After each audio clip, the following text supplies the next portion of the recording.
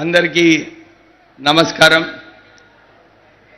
ఇంత పెద్ద సభ మన పొన్నం ప్రభాకర్ గారి ఆధ్వర్యంలో ఈరోజు ముఖ్యమంత్రి గారు హుస్నాబాద్ రావడము, అడ్వాన్స్ టెక్నాలజీ సెంటర్ దీని గురించి ఈ కార్యక్రమం గురించి రావడము ఒక మంచి ఒకేషన్ అన్నమాట.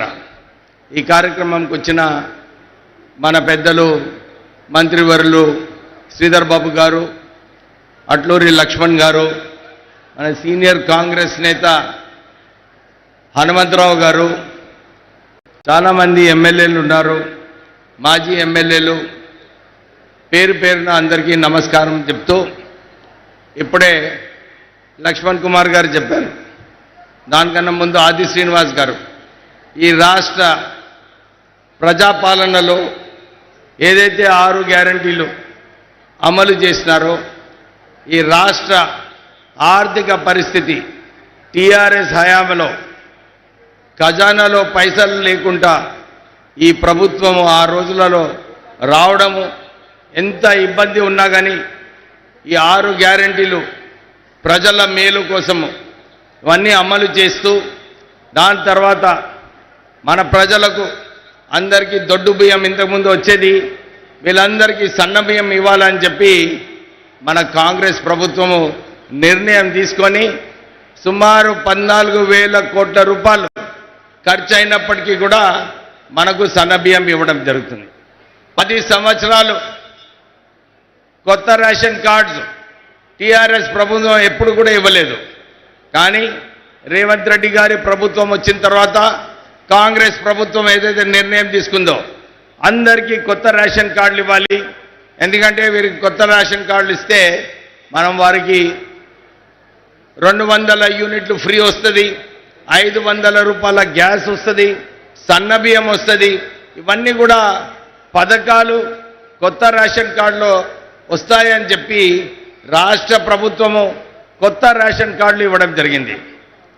మొన్ననే మీరందరూ చూసినారు, ఈ రాష్ట్ర ప్రభుత్వము ఇందిరమ్మ ఇల్లులు కార్యక్రమం ఏదైతే తీసుకున్నారో అన్ని నియోజకవర్గాలలో 3,000 ఇందిరమ్మ ఇల్లులు కట్టించాలని చెప్పి అందరు కూడా ప్రజలు ఎవరైతే అర్హతలు ఉన్నారో వారు అందరూ మంచిగా ఇందిరమ్మ ఇల్లులు కట్టుకొని మళ్ళీ వచ్చే సంవత్సరము ఇంకొక 3,500 ఇల్లు ఒక్కొక్క నియోజకవర్గానికి వస్తాయి. ఎవరికైతే రాలేదో నిరాశ పడకండి. ఎందుకంటే రాష్ట్ర ప్రభుత్వము ఈ 3 సంవత్సరాలలో 17 లక్షల ఇందిరమ్మ ఇల్లులు కట్టబోతున్నారు. మీరందరికీ కూడా ఆ రోజులలో ఇందిరాగాంధీ గారు ఉన్నప్పుడు మనందరికీ ఏదైతే ఇందిరమ్మ ఇల్లులు అసైన్డ్ భూములు ఇచ్చారో అలాగే మనకందరికీ కూడా ఈ కాంగ్రెస్ ప్రభుత్వము ఇందిరమ్మ ఇల్లులు ఇస్తున్నారు. మీరందరూ ఒక విషయం గమనించాలి, ఆర్థికంగా టీఆర్ఎస్ ప్రభుత్వంలో కేవలము వారి కుటుంబ కేసీఆర్ కుటుంబము ఆస్తులు పెంచుకున్నారు కానీ ప్రజల కోసం ఏమీ మేలు చేయలేదు. మీరందరూ చూస్తున్నారు, కాళేశ్వరం ప్రాజెక్టులో 1,00,000 కోట్ల కుంభకోణం, మన మిషన్ భగీరథలో అక్కడొక్క 60,000 కోట్ల కుంభకోణము, 8 లక్షల కోట్ల అప్పు చేసిన తర్వాత ఈ రాష్ట్ర ప్రభుత్వం ఈరోజు సుమారు నెలకు 5,000 కోట్ల రూపాయలు కేవలం మిత్తి కడుతున్నారు. అంటే రాష్ట్రము ముందుకు వెళ్ళాలి.